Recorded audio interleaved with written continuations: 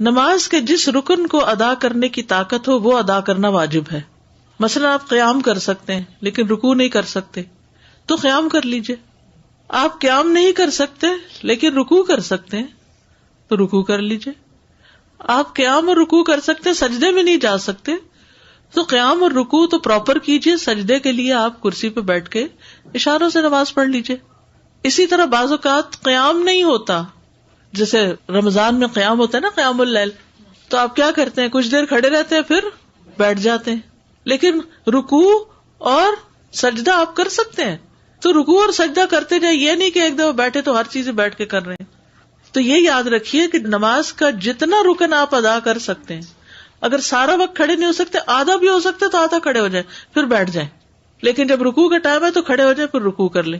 بیٹھ کر رکوع اور سجدہ کرنے کا طریقہ ابن عمر سے مروی ہے, وہ کہتے ہیں رسول اللہ صلی اللہ علیہ وسلم اپنے ایک بیمار ساتھی کی عیادت کے لیے نکلے, میں بھی آپ کے ساتھ تھا. جب اس کے پاس پہنچے تو کیا دیکھتے کہ وہ ایک لکڑی پر نماز پڑھ رہا ہے اور سجدہ کرتے وقت اپنی پیشانی اس پر ٹیکتا ہے. آپ صلی اللہ علیہ وسلم نے اس کی طرف اشارہ کیا تو اس نے لکڑی کو پھینک دیا اور اس نے تکیہ پکڑ لیا.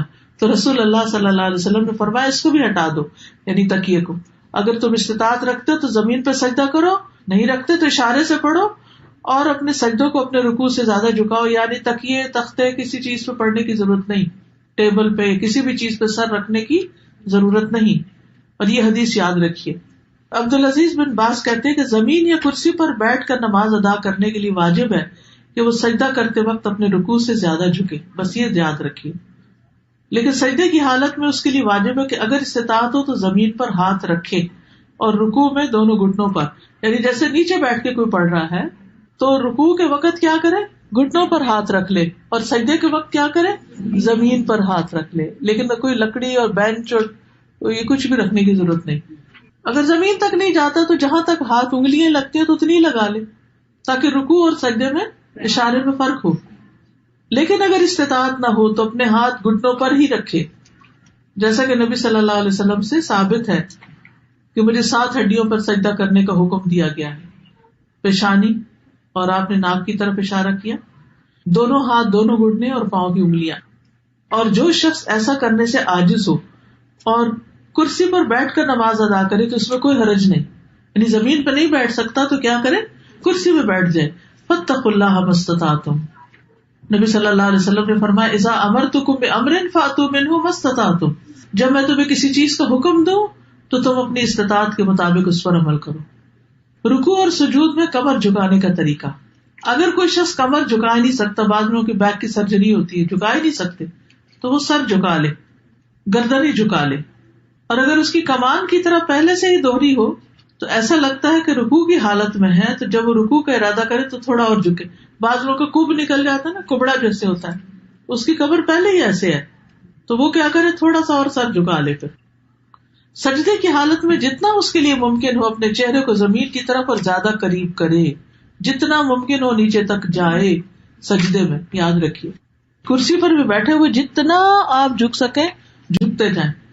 اب صف میں کرسی رکھنے کا طریقہ. کرسی کو صف میں رکھنے کے متعلق علماء نے بیان کیا کہ جو شخص بیٹھ کر نماز ادا کرتا ہے اس کے لیے اس کی پشت معتبر ہوگی, چنانچہ نہ تو وہ صف سے آگے ہو نہ پیچھے ہو. مقعد وہ حصہ ہے جس پر جسم کا انحصار ہے, یعنی کرسی اس طرح رکھے کہ لائن میں اس کے کندھے دوسروں کے ساتھ لگ رہے ہوں, پاؤں نہیں, کیا رکھے, کندھے, سر, یہ برابر ہونا چاہیے.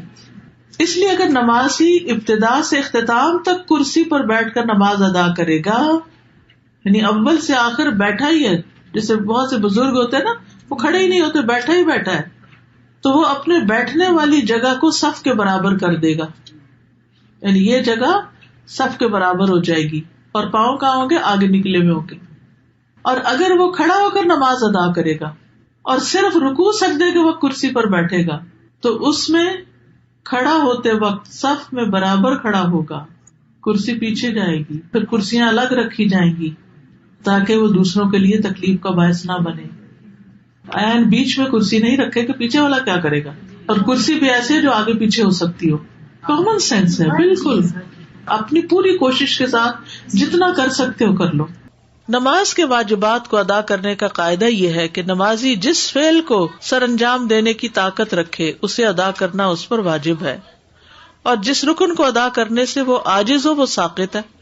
جو کر ہی نہیں سکتے، ہم بعض اوقات ایسے تو گھٹنے اکڑ جاتے ہیں، تو آپ پوری طرح جلسہ استراحت میں پوری طرح پیچھے نہیں بیٹھ سکتے، یعنی آگے اکڑو سے ہو کے بیٹھے ہوئے ہوتے ہیں، کوئی بات نہیں، یہ نہیں کہ اٹھتے ہی دوبارہ سجدے پہ چلے گئے، نہیں، جتنا رک گئے، ٹیڑھے رکے، سیدھے رکے، جتنی استطاعت ہے، فاتقوا اللہ ما استطعتم۔ لہذا جو شخص قیام کرنے سے عاجز ہو تو وہ قیام کی حالت میں کرسی پر بیٹھ سکتا ہے، لیکن رکوع اور سجدہ اس کی اصل صورت میں ہی کرے گا۔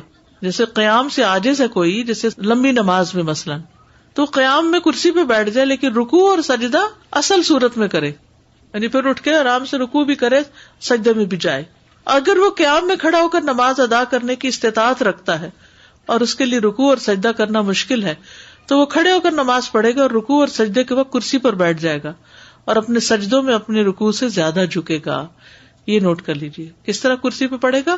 اپنے سجدوں میں رکوع سے زیادہ جھکے گا، یعنی بیٹھے بیٹھے ہی رکوع کرے گا کم جھک کر، اور جب سجدہ کرے گا بیٹھے بیٹھے تو زیادہ جھکے گا۔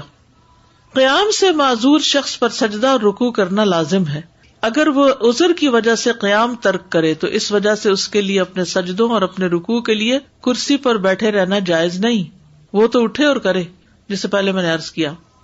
علقمہ بن وقاص سے روایت ہے، انہوں نے کہا، میں نے عائشہ رضی اللہ تعالی عنہا سے پوچھا، جب رسول اللہ صلی اللہ علیہ وسلم بیٹھ کر 2 رکعتیں پڑھتے تو کیا کرتے تھے؟ جب بیٹھ کے نماز پڑھتے تھے تو کیا کرتے تھے؟ انہوں نے جواب دیا، آپ ان میں قرات کرتے رہتے، جب رکوع کرنے کا ارادہ کرتے تو کھڑے ہو جاتے، پھر رکوع کرتے تھے، یعنی قیام میں بیٹھ جاتے لیکن رکوع کے وقت پھر کھڑے ہو جاتے۔ سمجھ آ گئی بات؟ اوکے۔ سجدہ اور رکوع سے معذور شخص پر قیام کرنا لازم ہے، یعنی اگر کوئی شخص کھڑا تو ہو سکتا ہے لیکن رکوع اور سجدے میں نہیں جا پاتا تو کم از کم قیام ضرور کرے۔ کچھ لوگ ہوتے ہیں قیام کر سکتے ہیں لیکن وضو کیا، جا کے ڈھک کرسی میں بیٹھ گئے اور وہی سارا پڑھا۔ نہیں، اگر آپ کھڑے ہو کے کھانا پکا سکتے کچن میں تو نماز میں آ کے کیوں بیٹھ گئے؟ پھر وہ کبھی کہتے ہیں کہ ہمارے لیے بیٹھنا اٹھنا مشکل تو ہے لیکن اجر بھی ہے، صبح فجر کے وقت بیڈ سے بھی تو اٹھتے ہیں نا ہم۔ پھر اسی طرح یہ ہے کہ کرسی کو پکڑ کے اٹھ جائے اگر ویسے نہیں اٹھ سکتے، ویسے بھی تو نماز کے لیے ٹیک لگا کے اٹھتے ہیں نا ہاتھوں کی، ٹھیک ہے نا؟ تو فاتقوا اللہ ما استطعتم، جتنی استطاعت ہے اتنا کام کرتے جاؤ۔ اگر وہ رکوع اور سجدہ اصل صورت میں ادا کرنے سے معذور ہے تو اس وجہ سے اس کا قیام کو چھوڑنا اور حالت قیام میں کرسی پر بیٹھنا جائز نہیں۔ کچھ قیام بیٹھ کر، کچھ قیام کھڑے ہو کر کرنے کی اجازت ہے۔ حضرت عائشہ کہتی ہے کہ رسول اللہ صلی اللہ علیہ وسلم بیٹھ کر بھی نماز پڑھتے تھے، آپ بیٹھے ہوئے قرات فرماتے، جب آپ کی قرات سے اتنا حصہ بچ جاتا جتنی 30 یا 40 آیتیں ہوتی ہیں تو آپ کھڑے ہو جاتے اور کھڑے ہو کر ان کی قرات فرماتے، پھر رکوع کرتے، پھر سجدہ کرتے، پھر دوسری رکعت میں بھی ایسا ہی کرتے۔ سہارا لے کے نماز پڑھنے کی اجازت، کرسی کا سہارا یا پھر کوئی ستون کا سہارا، دیوار کا سہارا۔ رسول اللہ صلی اللہ علیہ وسلم جب بڑی عمر کے ہو گئے اور جسم کچھ بھاری ہو گیا تو اپنی جائے نماز کے پاس آپ نے ایک ستون بنا لیا، آپ اس کا سہارا لے کر نماز پڑھتے تھے۔ جو قیام نہ کر سکے وہ بیٹھ کر نماز پڑھ لے، جو قیام نہ کر سکے وہ بیٹھ کے نماز پڑھ لے۔ حضرت عائشہ سے روایت ہے کہ کچھ لوگ نبی صلی اللہ علیہ وسلم کی آپ کے ایک مرض کے دوران عیادت کرنے آئے، آپ نے انہیں بیٹھ کر نماز پڑھائی۔ شوکانی کہتے ہیں کہ اگر کوئی شخص کسی عذر کی بنا پر قیام کی استطاعت نہ رکھے تو بیٹھ کر نماز ادا کر لے، اور جو شخص عذر کی بنا پر بیٹھنے سے بھی قاصر ہو وہ پہلو کے بل لیٹ کر نماز ادا کر لے۔ اگر ٹیک لگا کے کر سکتا تو ٹیک لگا کے کر لے۔ کچھ ایسے معذور ہو جاتے ہیں نا کہ جو بیٹھ نہیں پاتے، بزرگ ہوتے ہیں، تو ان کو ٹیک لگوا دے۔ عمران بن حسین رضی اللہ عنہ کہتے ہیں کہ مجھے بواسیر کا مرض تھا، پائلز تھے، تو میں نے نبی صلی اللہ علیہ وسلم سے نماز کے بارے میں دریافت کیا۔ آپ نے فرمایا، کھڑے ہو کر نماز پڑھو، اگر تمہیں اس کی بھی طاقت نہ ہو تو بیٹھ کر ادا کرو، اور اگر اس کی بھی طاقت نہ ہو تو پہلو کے بل لیٹ کر پڑھ لو، یعنی کرسی پہ نہیں بیٹھ سکتے، چارپائی پہ نہیں بیٹھ سکتے تو لیٹ جاؤ، سائڈ پہ پڑھ لو۔ جیسے بھی حالات ہوں، کسی بھی حال میں نماز چھوڑنا جائز نہیں، بلکہ مکلف پر واجب ہے کہ اپنے تمام حالات میں، اپنی تندرستی میں بھی، اپنی بیماری میں بھی نماز کی شدید خواہش رکھے، کیونکہ نماز اسلام کا ستون ہے اور شہادتین کے بعد تمام ارکان میں سب سے بڑا رکن ہے. کسی مسلمان آدمی کے لیے فرض نماز کو چھوڑنا جائز نہیں. سبحانک اللہم و بحمدک اشہد ان لا الہ الا انت استغفرک و اتوب الیک.